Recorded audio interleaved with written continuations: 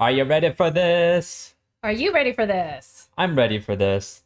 Let's try to keep this short, but I think the plan is I'm gonna spoil you on the rest of Worm. Woo!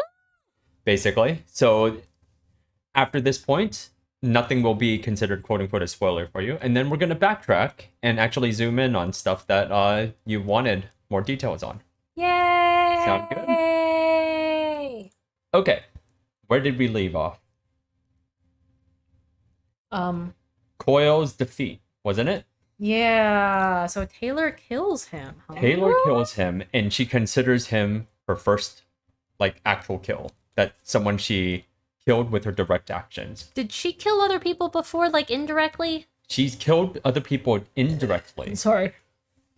Yeah, she killed other people indirectly, but never intentionally murdered anyone. Up until this point, she's considered herself to be someone who wouldn't better cross than that all line. that. Huh? Is better than all that. I guess you can say better than all that. Go on. I mean, she wanted to be a hero, right? Ah, and I wanted to be a doctor. Mm-hmm. Well, and I also said I wasn't going to get married. Well. Mm-hmm. And I also said I wasn't going to move like 200 plus miles away from my family. Well. Well, You get the gist. here we are. Yeah, here we are. Here we are in the future, and it's wrong. So wrong. Yeah.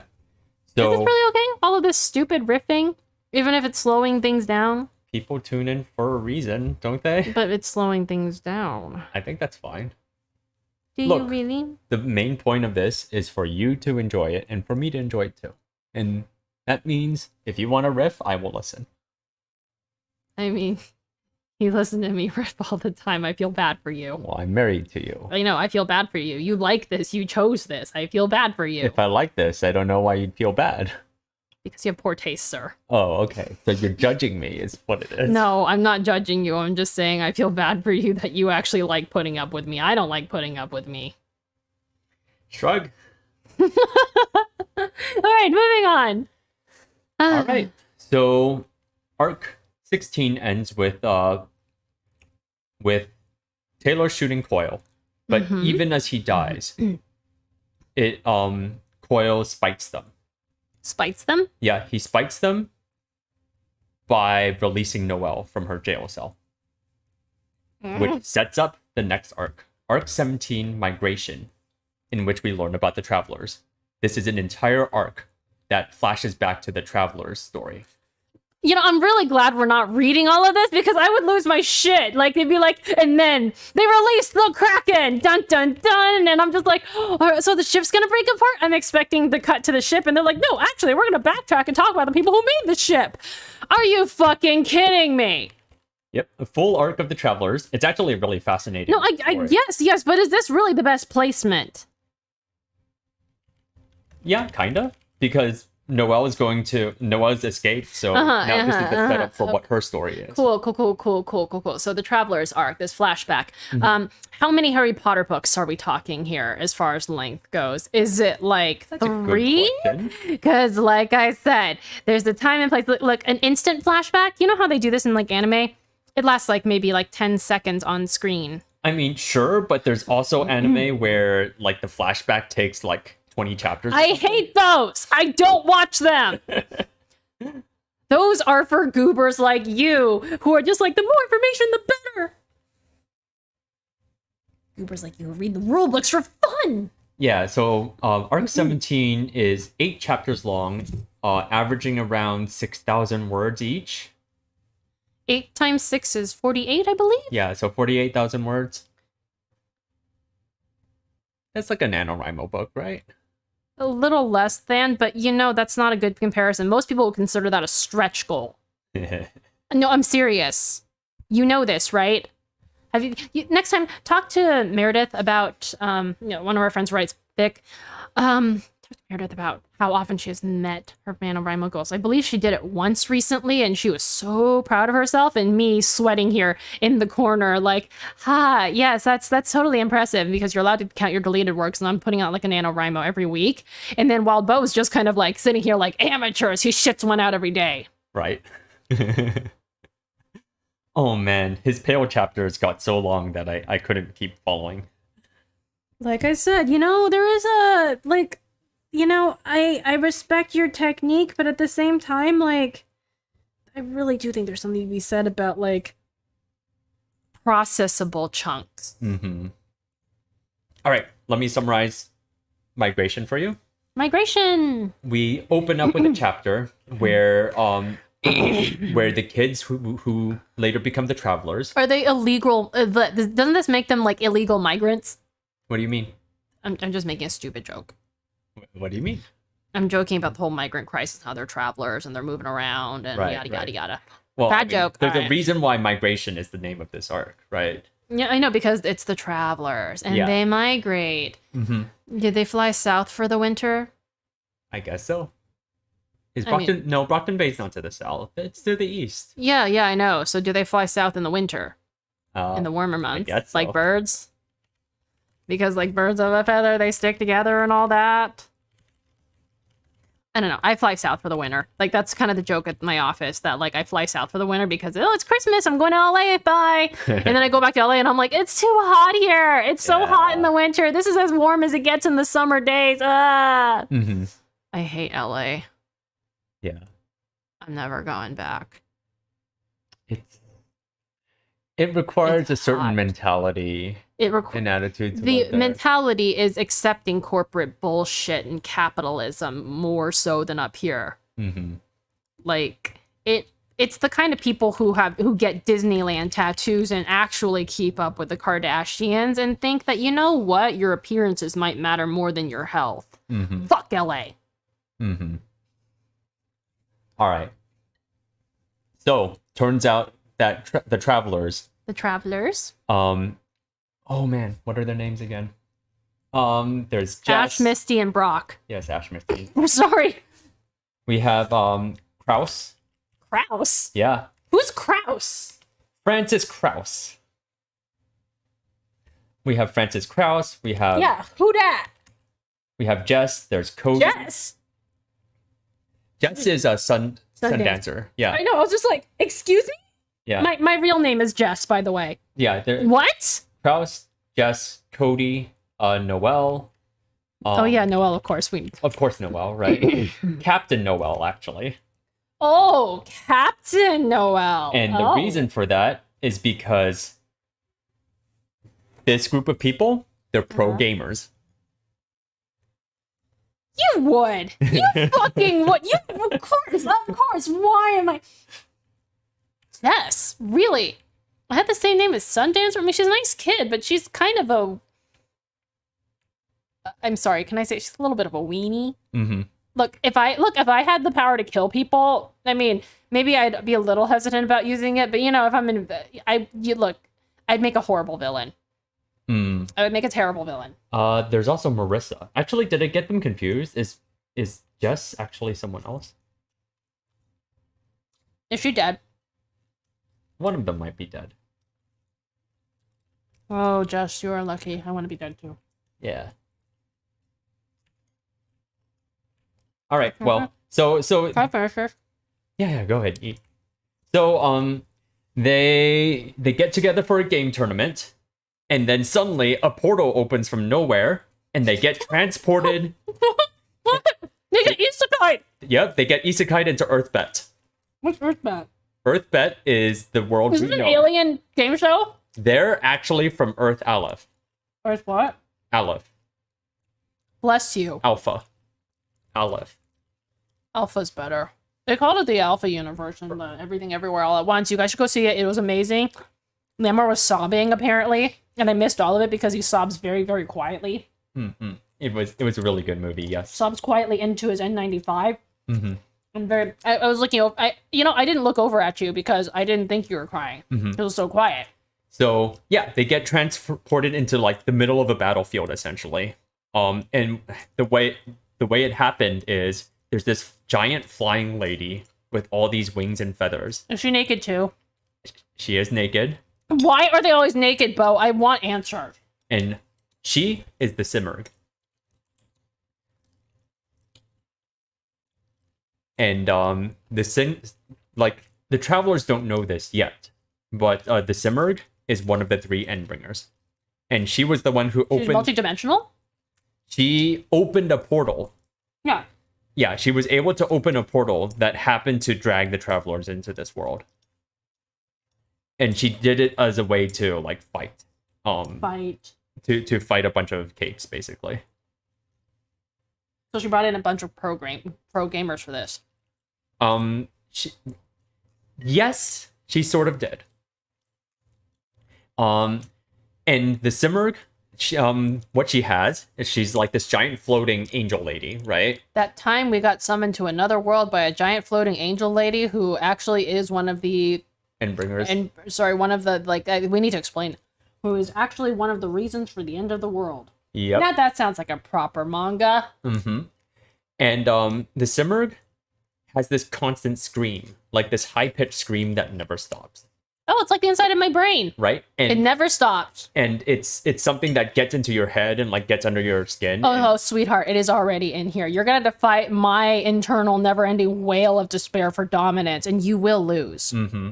And like everybody in the Travelers group, they're just like basically reminded of their worst times of their lives, or like put into these bad mental states, right? On top I'm of gonna that, do the lapis lazuli from Steven Universe thing and be like, I felt worse. mm-hmm. So Please, bitch. yeah, I always feel this bad. on top of this, like in this battlefield, she's constantly opening portals and dumping monsters throughout the city, and like and just she also has telekinesis, so she's like fighting things, fighting other capes while this is all happening. So it's just chaos, pure chaos throughout this battlefield. So the gamer bunch are from our world essentially. Simurgh lady is from Brockton Bay. The Simurgh is an Endbringer. Yeah. Which means we don't know where they come from, but they attack random cities. Right. So they just got summoned to another dimension. They get summoned to another dimension or another part of the Earth. Another dimension. Okay, another dimension. So Taylor is part of Earth Bet. Right? Brockton Bay is part of Earth Bet. Okay, and this is Earth Bet that they were summoned to. So they were summoned. So Brockton Bay is another universe from ours. They're more like from ours getting summoned into Taylor's universe. Exactly. Oh, that's why they're the travelers. Exactly. Oh my god, I feel bad for them. So yeah, like they have to like basically hide from this ongoing chaos, like hide from this battlefield. Kraus apparently with his terrible state of mind ends up killing a bird. Who is Kraus? Kraus eventually becomes Trickster. Okay. Yeah. So they're also traumatized that they gain powers immediately. Well, no, they don't. Kraus kills a bird. They find out that they're in a foreign that they're in Earth Bet instead of Earth Aleph. And then Kraus finds a mysterious case of superpowers marked with the Cauldron label. Wait, hold up. So it's just sitting there like an Amazon package you didn't want that you weren't expecting to be delivered. They just found it in a random place. But it seems like right. It was found in a random place. Mm-hmm. Oh, I am so convinced that this is not some grand conspiracy that we're going to spend 12,000 words exploring. Mm-hmm. Oh my, yes. Well, we realize when the travelers first land, they meet a hero, and the hero is told, "Oh, you've been listening to the Simurgh for too long. Back out now, or else, right?" And the hero says, "No, I can keep fighting." Right? Hero? Yeah. That guy? Huh? Yeah, that one guy, right? The hero? No, not the hero. A superhero. Yeah. They meet a superhero, and he's just like, "No, I can keep fighting," right? And Dragon was basically like, "You are violating protocols. If you stay for another 30 seconds, we'll have to enact it." And the superhero stays, and a collar on his neck explodes and kills him because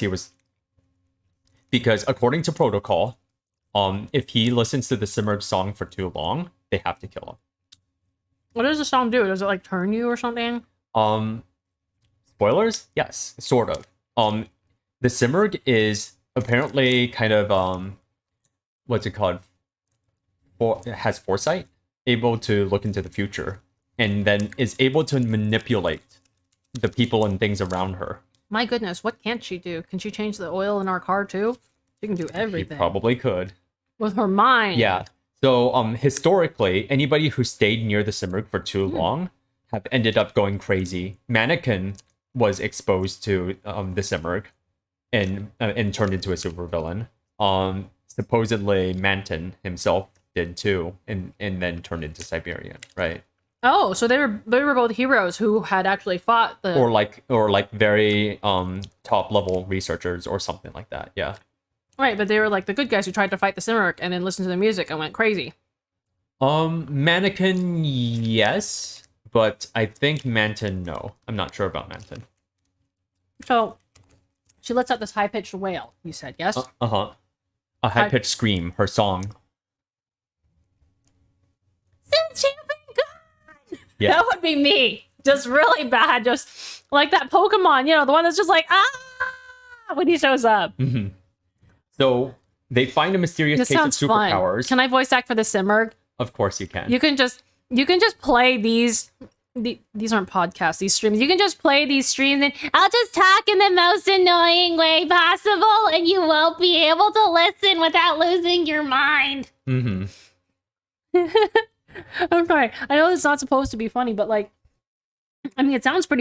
It sounds bad. Like the Simurgh sounds like, with the wings and the screaming, it's very like classic Greek mythology sirens. I think what was it? There was a creature, maybe it was Egypt or something. I think the sphinxes in Egypt have like the wings, kind of like a sphinx, right? Mm-hmm. Like a cross between a sphinx and a siren. The sphinxes had like wings, and I think sometimes there are drawings of. I think I've seen drawings of sirens where instead of looking like the Starbucks lady, they had wings. They had like bird bodies and human heads. Yeah, harpies. Harpies, yeah, or something like that. So she's like one of those like mythical beings.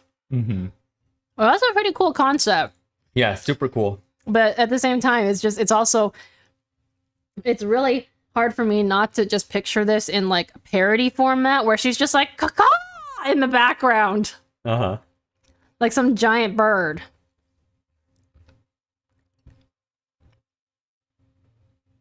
Yeah, so the travelers realize, oh, we've been listening to the Simurgh since we got here, and we've had nowhere to escape to. They're going to kill us if they ever find out that this has happened, right?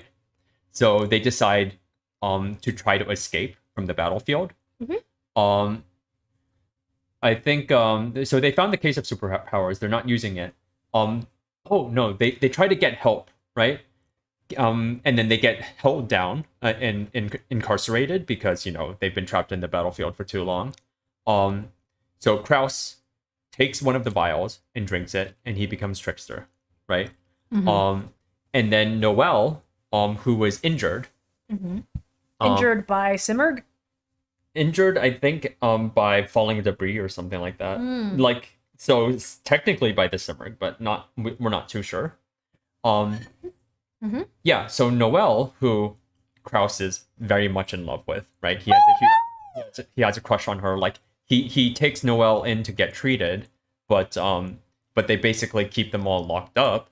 So Kraus takes one vial for himself, and then he gives Noelle half a vial, which supposedly is a bad thing because way back when we read Battery's chapter, Dr. Mother said you have to take the whole vial. So what happens when you take the half vial? You like lose your mind? Because I'm not fully clear on what Noelle's deal is, and I think that's because they weren't explaining. Let me keep going. Yeah. So Noelle gains half a vial, and she heals up, and everything seems okay. Otherwise, she like magically regenerates. Trickster escapes from one of the superheroes, Mirrodin, and Mirrodin? Yeah. Wait. We've met Mirrodin before. He's like the wizard guy. Oh, right. I think that was like one of Merlin's names. Yeah, one of Merlin's names. Another Magic Mike, Wizard Boy. And then at that point, so I think it was something like they had 6 vials, but 7 members. So he gave Noelle half a vial, and then he has everyone else drink one of the vials, except for Oliver, who drinks the half that Noelle didn't finish. Who's Oliver? Oliver has been mentioned a few times. He died, huh? No, he's still around. He just kind of hangs around Coil's base, but actually doesn't actually go out and do anything. So he's useless. Everyone considers him useless. Yes. Yeah. Wow.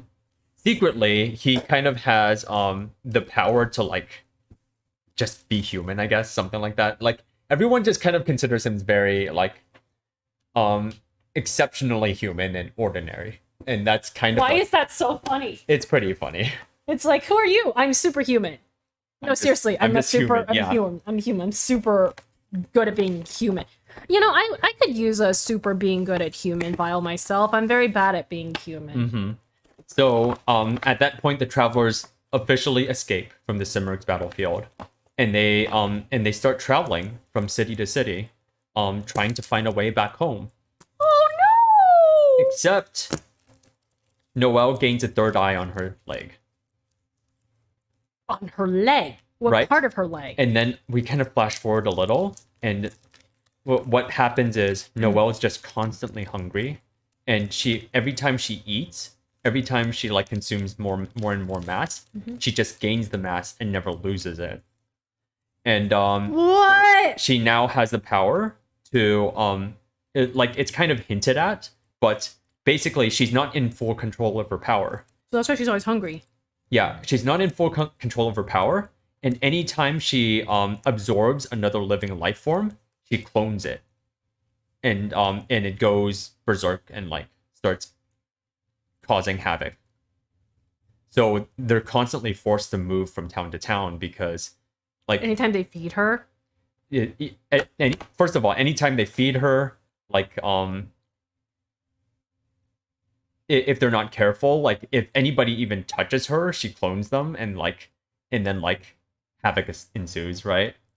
Like when she clones them, like perfectly, like memories and everything. And the clones try to kill each other, or yeah, kind of perfectly with memories and everything, and then they try to kill each other or cause havoc or like try to kill the clone, the original's loved ones or stuff like that. What? Yeah. So they're kind of at a loss for what to do.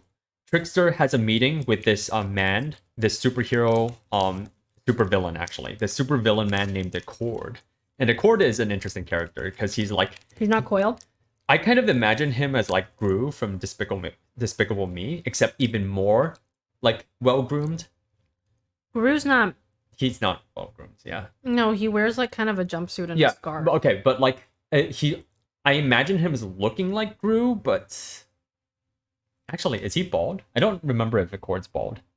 He is now. Okay, but either way, eNamorD is like got major OCD and like needs everything done in a certain way, right? Gru from Despicable Me is not like, you have not seen Despicable Me, have you? I have. Sorry, eNamorD. I'm saying eNamorD. No, I know. I'm just like Gru from Despicable Me. Forget about Gru's behavior. I'm just talking about looks, okay? That's just my mental image. Anyway, one of the Traveler's team members, Cody, messes with Noelle, and I guess offends eNamorD in some way. So Trickster basically throws him under the bus and says, "Okay, eNamorD, you can do whatever you want to punish Cody," which is why we don't know Cody because he got sold, basically, to eNamorD. Sold or given away to eNamorD. Damn. Yeah. But eNamorD strikes a deal with the Travelers and connects them with Coil. Because eNamorD himself is connected with Cauldron, and so is Coil. So eNamorD hooks Coil up with the Travelers, and that's where we get come to today. Because they went to Coil with the hopes that Coil would be able to help them with Noelle and to help them get home. And that's the end of the arc. Wait, say that last part again? Coil said he'll help them with Noelle and help them get home. Yes. Noelle, who needs to eat like 2 cows a day at this point. 2 cows? Yeah, 2 cows. Cows. Oh, okay. I heard cows like calories. Yeah. Okay. And that's migration. Noelle's story. There is a Greek legend. Let me see if I can find his name. Let's see. The hunger.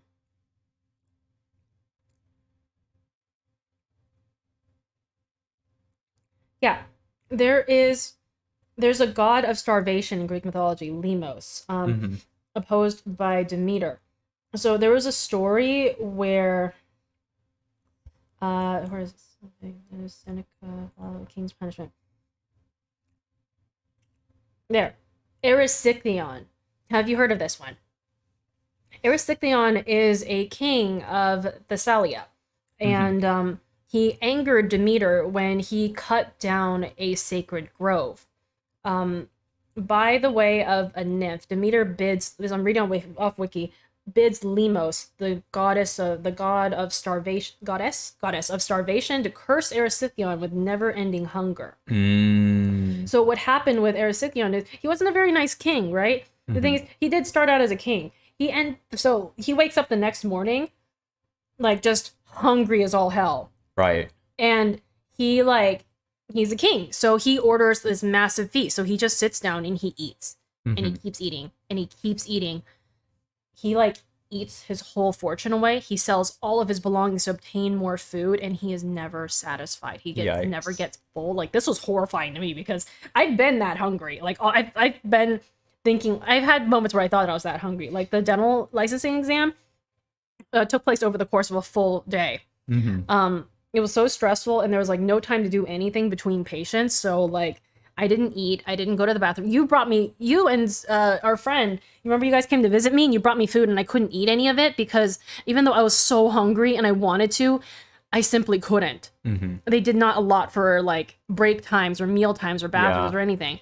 So anyway, Erysichthon eats himself out of house and home and ends up selling his own daughter to slavery. Oh, yeah. So that he can get more food. He sells her for a ham or something, or a loaf of bread. It was pretty bad. And this girl, Poseidon liked her. So he grants her prayer to escape from her situation. He turns her into an animal. I don't remember which kind. And she goes back to her dad to try to talk some reason or to try to take care of him. And he sells her again. So in the versions of the story, he sells her over and over again. Each time she uses a transformative power to get away, always tries to come back and take care of her dad, but he just sells her back for more food. Jesus. And in the end, even she gives up on him. He is so hungry, he starts eating his own body. And the next day, nothing's left. Yikes. Oh my gosh. Yeah, that's one of the most horrifying stories I have ever heard. Those Greeks. Yeah, and I'm just kind of Jesus Christ, but you've been that hungry before, where you're just kind of oh, I could eat a cow. So this kind of Noelle's whole thing kind of reminds me, it's like Erysichthon's legend, but in a different way. Because again, the opposite of Lemos, the goddess of starvation and famine, is Demeter, the goddess of the harvest. So they exist in duality. So this kind of reminds me of that. It's that duality, but in one person. She doubles everything she touches, but she can never be satisfied. It's very interesting. It's just very Greek mythology. I'm seeing a lot of Greek mythology references here. I don't know if that was intentional or not, but it's what I'm getting from it. Man, now I feel really bad for the travelers. Which one is Jess? I don't remember if Jess was. Actually, there should be a worm wiki. Of course there is. It's Oh, Jess is Genesis, the wheelchair-bound girl who can summon. Oh, can change herself into. Yeah, Marissa is Sundancer. Jess is the one who can do projections. The creative one. Yeah, I like it. Okay, there you go. My name is Jess in real life. I know Namor's not too comfortable with the real life stuff, but listen, how many Jessicas are there? A cajillion. This is the most popular name in America and in English-speaking countries from I think 1980s up until 2000s. So there's a fuck ton of us. You ain't never find. And you know what? There are multiple famous people who share my full first and last name. You can look up my name and you will not find me. Unless you look up Dennis, then you might find me. But please don't. All right. Arc 18, Queen. In Queen, yes, Queen! Slay Queen! This is the arc in which Noelle is fought, but nothing works. Because everything gets doubled? Well, because basically Noelle is too strong and too smart. So the group learns about Noelle, and they Taylor finally gets to take Dina home, although she seriously considers keeping Dina around to use her power. Oh no, no, Tay Tay, it's a trap. She wanted to really badly, but eventually she decides, okay, I'm gonna let Dina go home, right? And does Dina have a home to go home to? Yeah, she was kidnapped. Right, but the Leviathan and the firebombing of Brockton Bay and yada yada yada. She's not from here, is she? She is. She's from a richer part of town, which was not as affected by Leviathan. Of course. So a Leviathan, on top of being a monster, is also classist. Yeah, basically. Wow. Yeah. Well, we talked about this. The docks were hit hardest by Leviathan. Okay, well, that makes sense because water. Yeah. But at the same time, wow. You know, what's interesting about that? In our world, the properties that are closest to the ocean cost the most. Mm-hmm. Guess not so for Brockton Day, huh? Because Leviathan. Anyway. Oh, is that why? Why what? Docks and like waterfront properties aren't as expensive anymore. Yeah, in Brockton Bay because it's like no one wants to live near the kaiju. Because the kaiju. Yeah, the water kaiju. Because there's just this massive, indestructible water kaiju that just like, rolls up whenever he feels like it, like wreaks some havoc, eats some people, and then just fucks back off into the ocean, like slinks back. Oh shit! No wonder. All right, and then so the group. Both the travelers and the Undersiders come together to try to figure out a plan on how to stop Noelle, right? And that's when they find out that Vista has been kidnapped. Do you remember Vista? Yeah, she was a little sweetheart. She had a crush on the boy Gallant. wonder. Yep. I said what I said. She was one who had a crush on the boy wonder, and she's kind of like a little preteen girl, and she was so sweet, and she has this like perspective warping, turning into real life movement. She's got that power that girl from Inception has, basically. Ariadne, that she can do what Ariadne does, and like fold buildings and shit, right? Of course, I remember her. She's so cute. Yeah. So as a result, the Undersiders decide they need to recruit as many hands on deck as possible. So they go to meet with the wards in the PRT. Shit.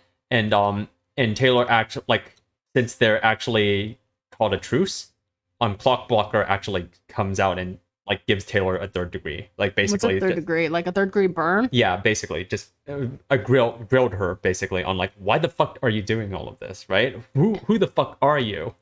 And what was her answer? I mean, it's a really interesting chat, but since we're just doing a very high overview, we'll just gloss over it. I'm rolling my eyes at you. But they managed to classify Noelle as a Class S threat, which the Slaughterhouse 9 is a Class S. I play video games and I watch anime. I know what Class S is. They classify her as a Class... Actually, do they classify her as a Class S or a Class A? Either way... She's pretty up there. She's pretty up there, and the difference is whether they...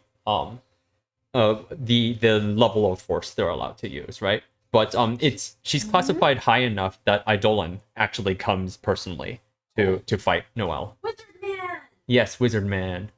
There's two Wizard Men. Yeah. Noelle. We got the Merlin cosplayer and we got Magic Mike. Noelle at this point, however, offers sends a message to the PRT and to the Undersiders, basically with an ultimatum: give me the Undersiders, and I will leave everyone alone. And she will leave what alone? And she'll leave the rest of the city alone. Because Noelle's rampaging because... Well, Noelle's rampaging because... She's hungry? I mean, I get hangry too, but... No, because the Undersiders killed Coil, who was her only hope. Of going... Of becoming normal again. Was Coil really gonna uphold his end of the bargain, though? Right? I mean, it's Coil. I mean, he tried. Did he? He did. He asked Tattletale for hope, but there was no progress on that. So there's nothing... So there's really not much you can do, huh? There was not much he could do, not that he knew of, I right? kind of figured because they're extra dimensional humans at this point. Mm-hmm. I mean, unless you can call the Simurgh to like bring you back, you know. So yeah, everyone fights Noelle. There's a lot of issues because anybody who gets caught will get cloned. And the thing is, those clones are not perfect copies. There's always something slightly wrong with them. They're slightly deformed. Their powers are slightly different. There is a Vista clone who gives everyone radiation damage instead of manipulating The sun thing. Wait, what? No, wait, no, sorry. Never mind. Vista's the fold thing. Yeah, Vista's the space manipulator, Right, but right. she emits radiation damage instead, like one of the clones did. Oh. Yeah. One of the clones. Yeah. So there are multiple Vista clones. There were 3 Vista clones. What the apparently. fuck? 3 Vista clones at least taken down. So they're also very very cautious and tell Eidolon you have to keep a distance or like you shouldn't fight because if you get cloned, there's nothing we can do about it, right? You're one of the most powerful capes. Right. You can't get cloned or we're fucked. Mm-hmm. I'm gonna start the dishwasher later, by the way. Okay. Enough. Yeah, so Noelle like basically is winning the fight, like catching more capes and like creating clones. And then the arc ends with Taylor getting eaten by Noelle. GG, nice knowing you, girl. Did you lose the roll of the dice? Right.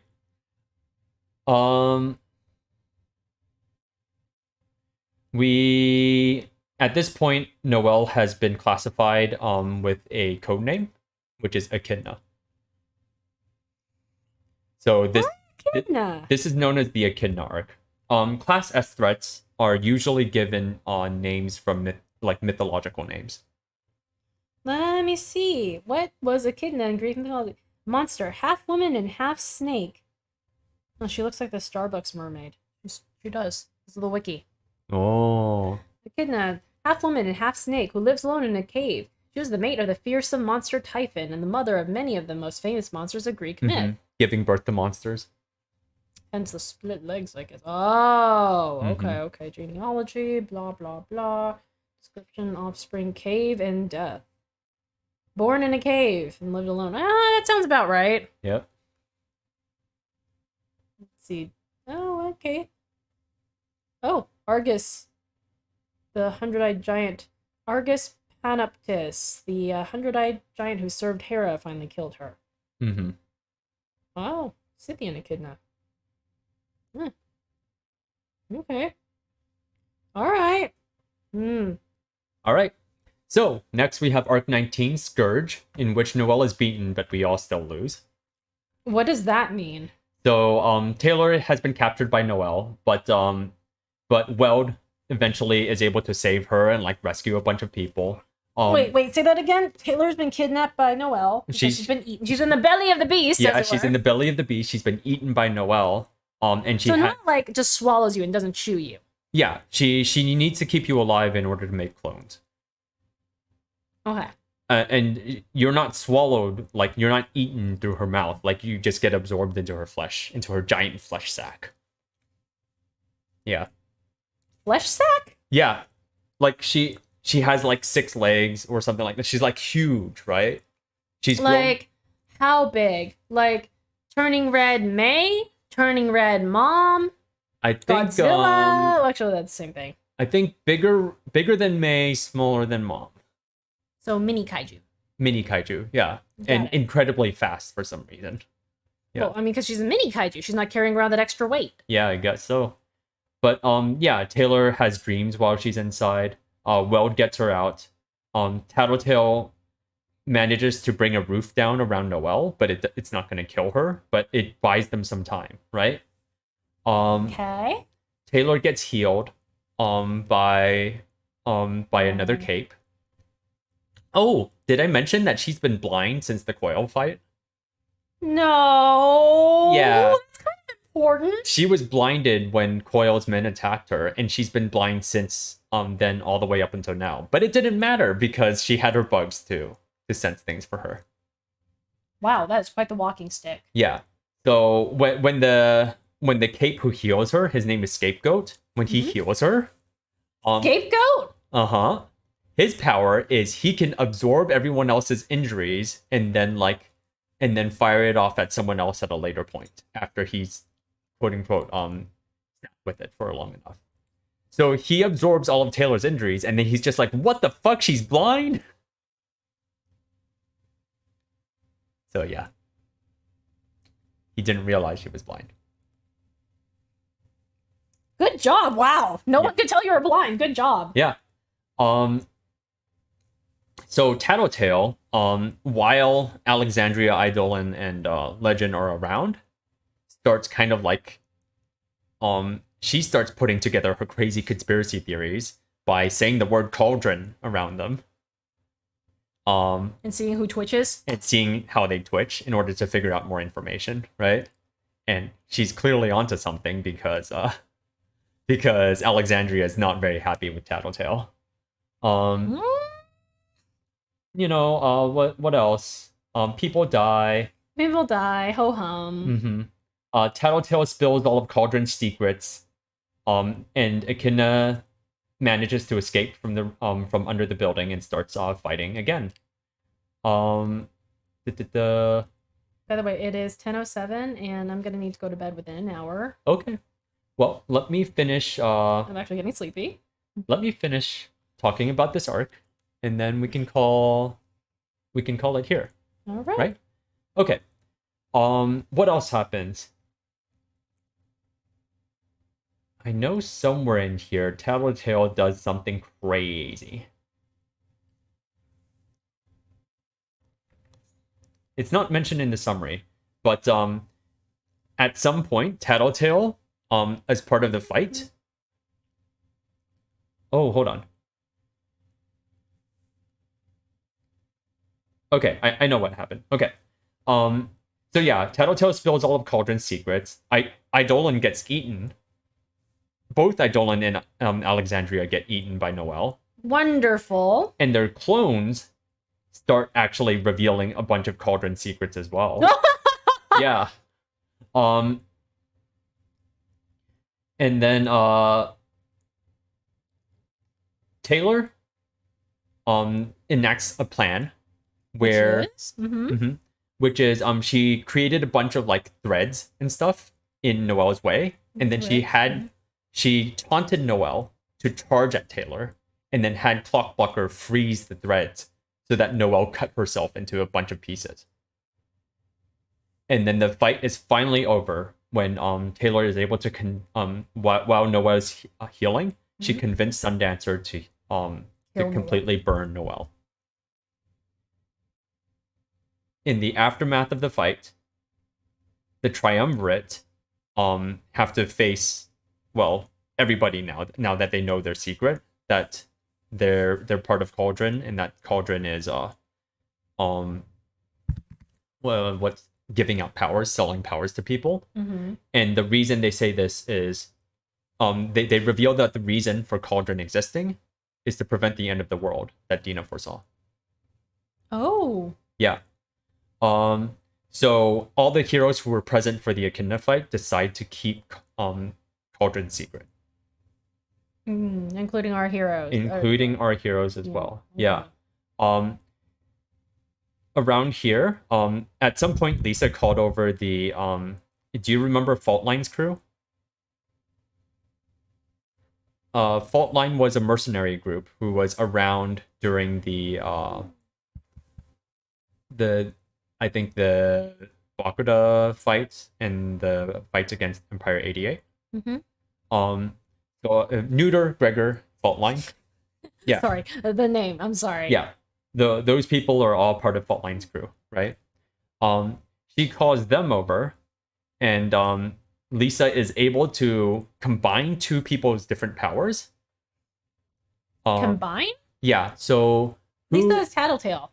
Yeah, Tattletale. She can combine powers? She has an idea. So do you remember Scrub, the one who can erase reality or whatever? I think I remember he got his powers from the assholes guy. Yeah, he got his powers from the merchants. Yeah. He survived, by the way. Okay. So Lisa got Scrub to erase a section of like wall or whatever, right? Mm-hmm. Well, actually, no. What she did was she asked Faultline to come over, and then she asked Labyrinth to create one of her like alternate dimension like labyrinth objects, right. And then she had Scrub erase it, and that created a portal to a different world, which Labyrinth was able to control, and she was able to. At the end of this arc, Labyrinth was able to tweak the portal back to Earth LF. And get the underside, or take the travelers back? And the rest of the travelers finally get to go home. So you guys really didn't need Coil. I guess so. As the final thing that Labyrinth... Well, after the travelers leave, Labyrinth tweaks the portal to some uninhabited world.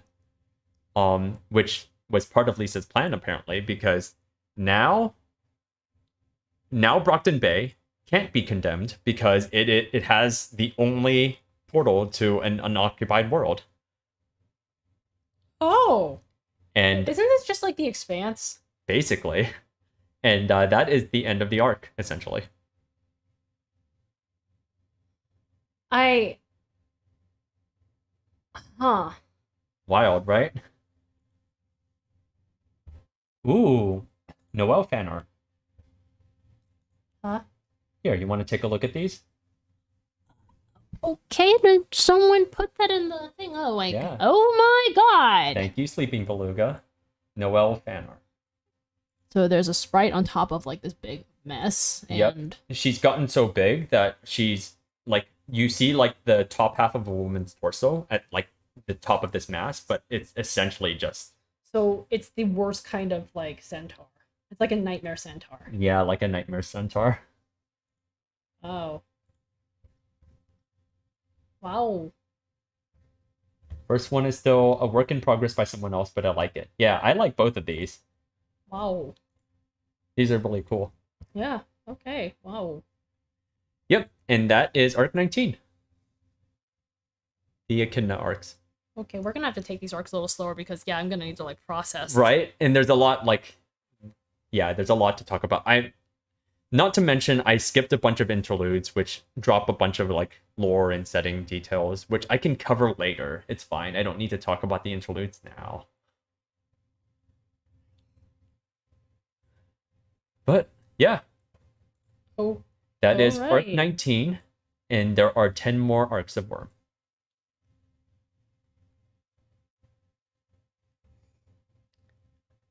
How do you translate this face? I don't know. I'm not the writer here. And I am? Yes, you are. Alright, well, we did not get through the rest of Worm like I expected, but... And I didn't even interrupt that much today. It was just... Yeah. It's just a lot. But we got through a lot of it. And I figure... I don't know. We'll probably get through another 5 arcs. Next time. We'll see? We'll see. We could maybe do a longer session. I don't know. Brain clay pot. Okay. Well, I think that's it from us today. Yeah. I gotta go to bed early. I got a class at like 8 a.m. tomorrow. Yeah. All right. Let us know if you have any feedback. Good night, everyone.